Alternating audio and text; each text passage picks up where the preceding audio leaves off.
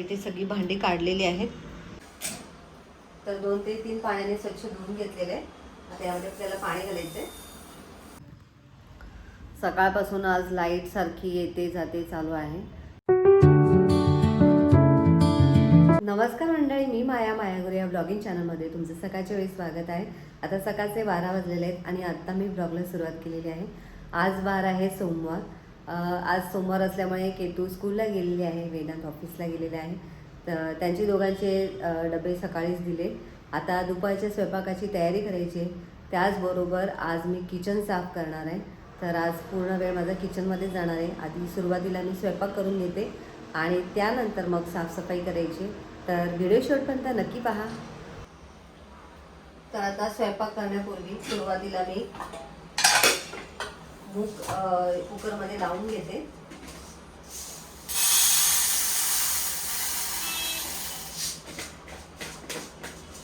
साधारण अर्धी वाटी मी इथे हिरवे मूग घेतलेले. तर आता हे 2 ते 3 पाण्याने स्वच्छ धुवून घेते.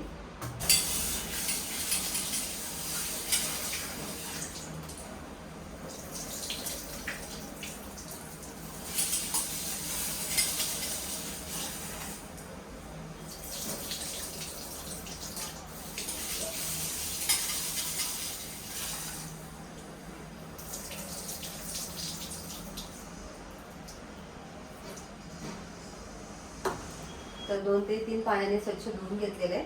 आता यामध्ये आपल्याला पाणी घालायचंय. कुकरमध्ये ऑलरेडी पाणी घातलेलं आहे मी. आपल्याला कुकरच्या 3 ते 4 शिट्ट्या करायच्या.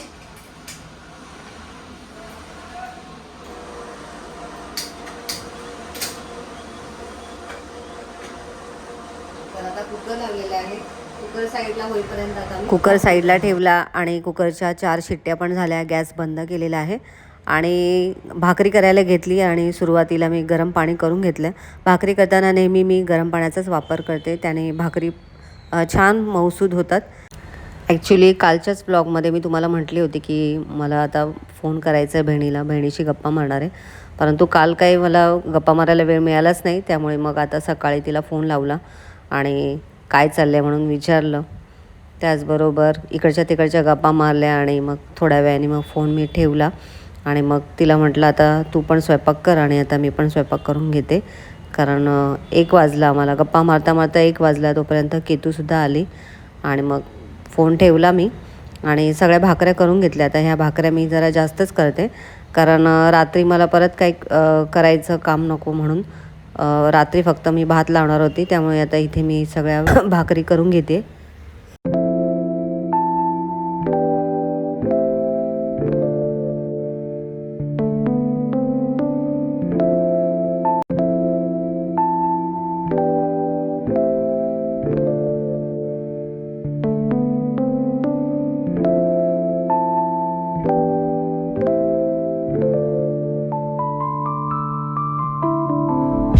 तर आता इथे माझ्या सगळ्या भाकऱ्या करून झाल्या आणि तुम्ही इथे बघू शकता मस्त अशी मुगाची आमटीसुद्धा रेडी झालेली आहे. मस्त गरमागरम आता आम्ही जेवून घेतो.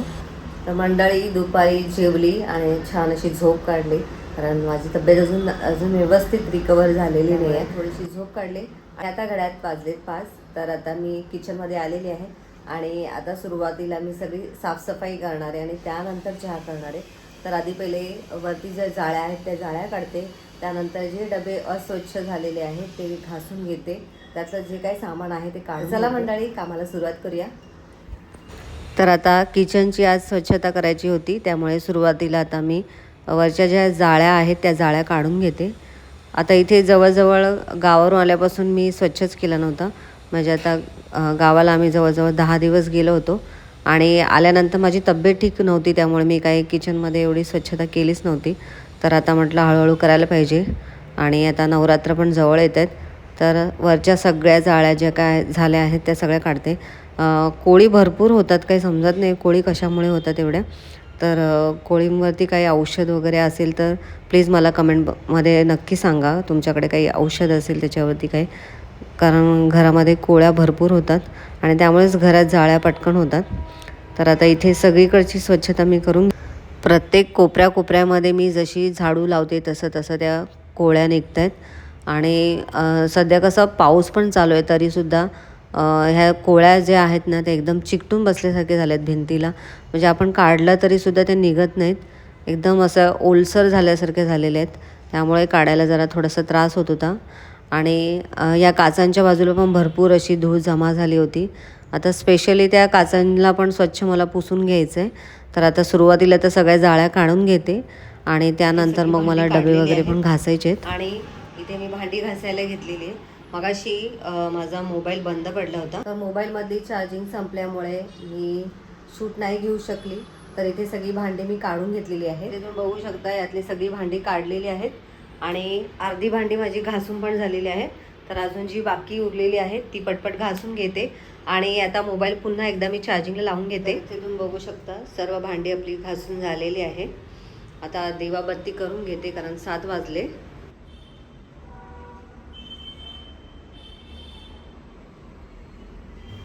तर भांडी वगैरे झाली आणि स्वयंपाक वगैरे पण झालेला आहे माझा आणि माझं जेवण झालं आहे. महेश आणि केतू जेवत आहेत आता. तर आता लाईट गेलेले आहेत आणि आमची जेवणं वगैरे झाले आहेत. आता केतू काय करते? सकाळपासून आज लाईट सारखी येते जाते चालू आहे. तर आज काय प्रॉब्लेम झाला आहे माहिती नाही आहे. तर चला मंडळी, आजचा छोटासा व्हिडिओ तुम्हाला कसा वाटला कमेंट करून नक्की सांगा. व्हिडिओ आवडला असेल तर व्हिडिओला लाईक करा, शेअर करा, चॅनलला नवीन असाल तर सबस्क्राईब करा. भेटूया नेक्स्ट व्हिडिओमध्ये. तोपर्यंत बाय बाय.